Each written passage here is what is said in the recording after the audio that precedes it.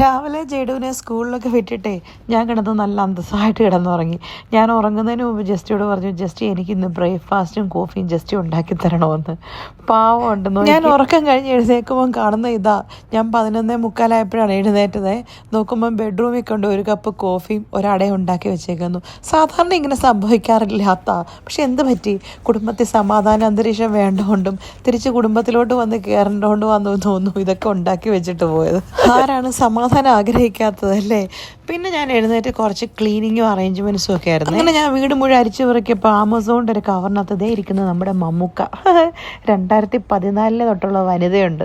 എനിക്കൊരിടയ്ക്കത്തെ ഭയങ്കര ക്രേസ് ആയിരുന്നു കേട്ടോ വനിത. അതെല്ലാം എടുത്ത് ദൂരെ കളഞ്ഞു. പിന്നെ ഞാൻ നിങ്ങളെ ഞങ്ങളുടെ വീട്ടിലെ ട്രെഡ്മില്ലിൻ്റെ യൂസ് കാണിക്കട്ടെ. ഇതേ അയൺ ചെയ്ത ഡ്രസ്സുകൾ തൂക്കിയിടാനുള്ളതാണ് ഞങ്ങളുടെ വീട്ടിലെ ട്രെഡ്മില്ല്. അതെല്ലാം കഴിഞ്ഞപ്പോഴത്തേനും ജസ്റ്റ് ഓഫീസിൽ നിന്ന് വന്നേ. ജസ്റ്റ് ഓഫീസിൽ നിന്ന് വന്നപ്പോഴത്തേനും ജഡു ഇങ്ങനെ എന്തോ ആകാംക്ഷയോടെ നിൽക്കുക.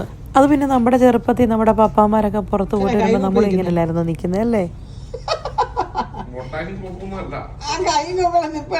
വലിയ പ്രതീക്ഷയോടെ നിൽക്കുക പുള്ളി. വർക്ക്ഷീറ്റ്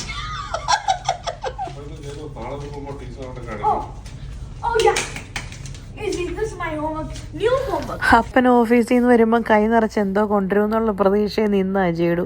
ചമ്മിപ്പോയി. വർക്ക്ഷീറ്റായിരുന്നു. പിന്നെ ജസ്റ്റിക്ക് കുടിക്കാൻ വേണ്ടിയിട്ട് കോഫിയൊക്കെ ഉണ്ടാക്കി.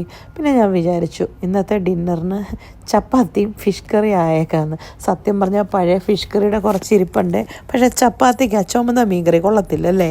തേങ്ങാപ്പാലൊക്കെ ഒഴിച്ച മീൻകറി ആണെങ്കിലും ഒരു ടേസ്റ്റ് ഉള്ളൂ. അതോ ചുമന്ന മീൻകറി ഇഷ്ടമുള്ളവരുണ്ടോ? എനിക്ക് പക്ഷേ ചപ്പാത്തിക്കും അപ്പത്തിനും ഒക്കെ ആ തേങ്ങാപ്പാലുള്ളതും അല്ല തേങ്ങ അരച്ച മീൻകറിയാണേ. അങ്ങനെ കുറച്ച് മീൻകറിയും കൂടെ വെച്ചു. പിന്നെ ചപ്പാത്തിയും വെച്ചു. അപ്പോൾ അത്രയേ ഉള്ളൂ. പോയിച്ചു വരാം.